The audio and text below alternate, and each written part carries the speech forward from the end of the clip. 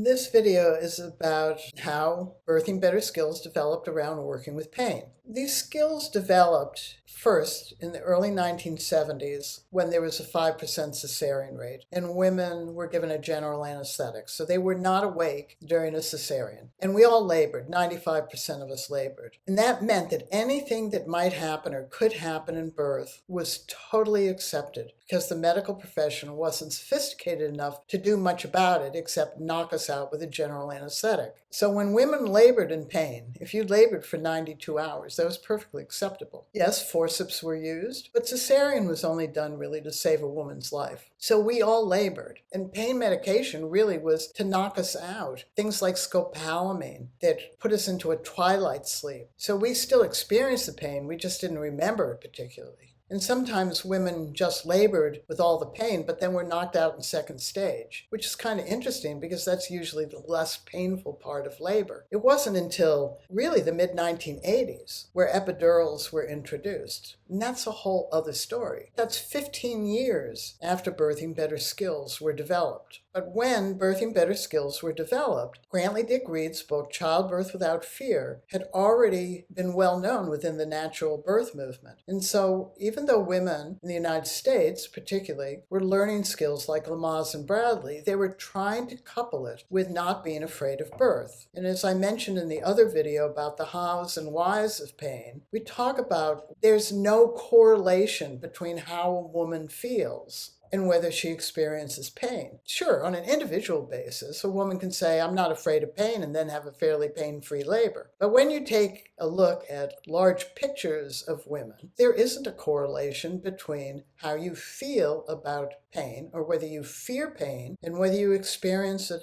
or not. Then in the 1980s, when skills were dismissed and women were told to be instinctive, there was the assumption that women instinctively knew how to react or respond to the sensations that they were feeling. Yes, on an individual basis, that might be accurate, but when you go to a lot of births, that is not accurate. Women often instinctively do things in birth that are counterproductive to birth progressing. One of them is simple, getting on your hands and knees, because the baby falls out of your pelvis, it backs off the labor, and you have more pause between the progressive contractions, and now your labor isn't progressing. So there's a difference between working with pain than trying to instinctively reduce it to a manageable level. We don't want to reduce it to a manageable level. We want our labor to progress. We want our contractions to get longer, closer together, and more intense, because that is the work of the uterine muscle that is dilating this very tight closure called the cervix and retracting it back into our hips, pubic bone, and sacrum, so that this big object that has a head the size of a grapefruit can then move down into the birth canal. And hopefully we've learned and used skills to prepare all of the birth canal so that the soft tissue of the birth canal can open easily to the baby as it is moving down through and out. There are people who say to me, but I used instinct. Well, I wasn't at the birth, so I don't actually know how they used it, but that's fine on an individual basis. But what we learned as hundreds and hundreds of us was that we needed the skills to heighten our ability to instinctively respond to birth. In other words, if a woman was having a painful labor and she had skills, she might instinctively think, I want to lean forward, I want to get on my hands and knees. But then she corrects herself inside her mind and goes, but I don't want the labor to back off. And so she doesn't respond instinctively. Instead, she uses that managing part of her mind to continue to use her skills to open up her body and to work through the labor that's progressing. Do women have to be stoic, or do they have to whine? Do they need a lot of attention? Do they like to be left alone? What we found was yes to all of those, and it didn't ultimately matter. What mattered was whether we as birthing women had skills that we could use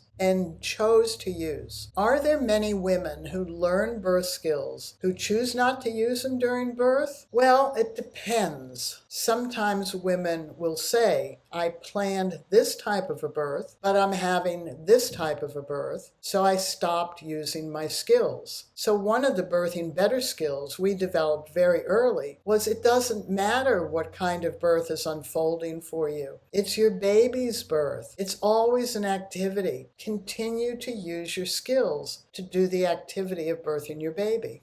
What we learned that could potentially cut down pain of labor and a vaginal birth was to prepare our body for birth. We cannot replay any birth. The woman is the only person who can say, if I hadn't done this, then I think. But we don't know. What we do know is that in the 1980s, when society had changed, when women had birth control, when they had safe terminations, when they went out into the workforce and the family size got smaller, and we wore bikinis so we didn't want to have an ugly scar from a cesarean, and we wanted to try for a VBAC and have it be safer than a classical cesarean, what we learned back then was that stuck babies, long labors, were often the cause of more intervention. You hear the cascade of intervention. That actually doesn't exist when the labor is progressing. What exists is that when labor isn't progressing, the medical profession is trying to help it progress. They use their assessment, monitoring procedures. When it isn't progressing in a home birth, midwives will use their techniques to try to get labor to progress. A labor that is not progressing is indicative of the fact that either the cervix is not dilating or the baby is stuck within the bony pelvis or is presenting itself in a manner that makes it harder for it to move down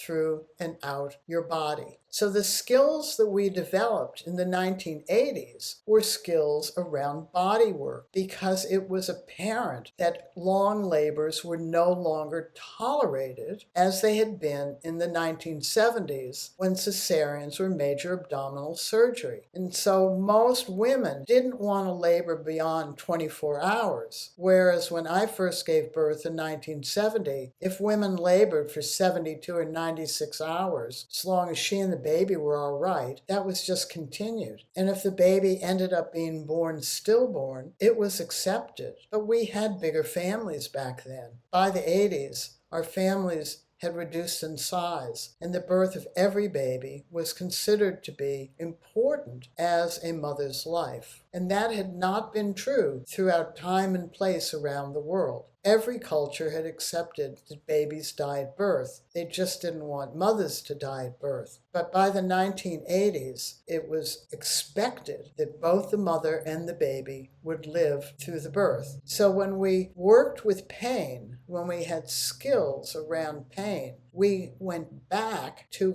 how can we prepare the body so that our labors are more effective. And what we discovered was when we prepared the body with the body skills of what was the pink kit, and Jeannie had the pink kit in her office, and the pink kit held the body skills. It didn't hold the breathing, communication, touch, and the soft skills. It only held the body skills. But the body skills were evolutionary to childbirth because we discovered that we could create so much space, and why our nonprofit approached ICPA to work together in partnership so that as ICPA chiropractors did the Webster technique as a professional technique on their pregnant clients, that they could direct their pregnant clients to the short course of birthing better body skills that families could then do. And what we learned is when we created space in our pelvis, made it mobile, opened up for our baby, our pelvis, and all of our birth canal, that actually, one is our labors progressed more often than not. That meant the contractions came closer together, were longer and more intense, but for a shorter period of time. And we recognized that they were progressive contractions. And it is at that point we did develop the soft skills about how to recognize whether labor is progressing or not. And it really came down to whether there was a peak and a contraction or not, whether a contraction had a flatness to it that seemed to just repeat itself, or each contraction had a good peak that came down, and when it did have a strong peak, then the contractions were effective. And what we learned is that's the message the baby is giving us. In other words, when the baby is able to open us up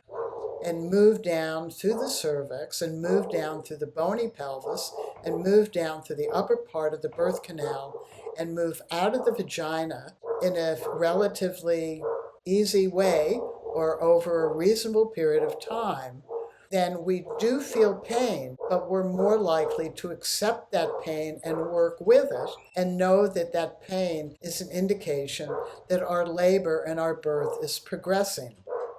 So we developed skills, particularly that the birth coach could see and hear whether the labor contractions were progressing. And that was evolutionary to how couples work together. Often women would say, "That's a good one." And we all knew that was a good one. Or women would say, "I feel like I've been doing the same one for a period of time."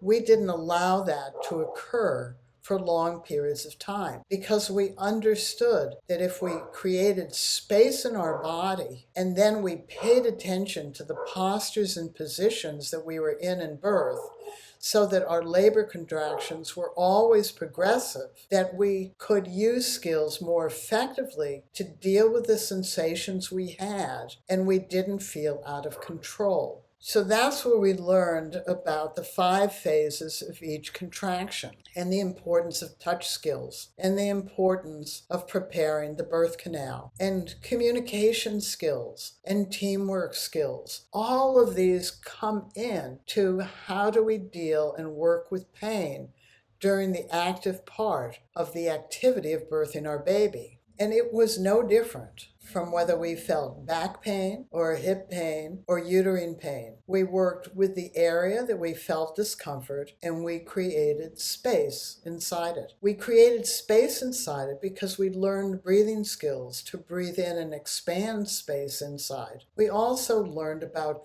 the 4 types of tension. We also learned how to mobilize the bones in our pelvis. So doing all of these things meant that we were working with pain using a variety of skills. Also for the birth coach to immediately see and hear when the woman changes from sounding or looking like she's coping, and 1 nanosecond next, she doesn't sound or look as though she's coping. Instead of waiting, the coach learns to work immediately to help the woman gain her equilibrium back again. What we learned was that we did have to practice. With birthing better skills, starting around 24 weeks gives us plenty of time to incorporate the skills and to make them ours. Starting the internal work at 32 weeks, 5 minutes a day, gives our body plenty of time to learn to use the hormones, the birthing hormones, to create softness in the soft tissue of the birth canal, all of it, from way up and around each side of the sacrum,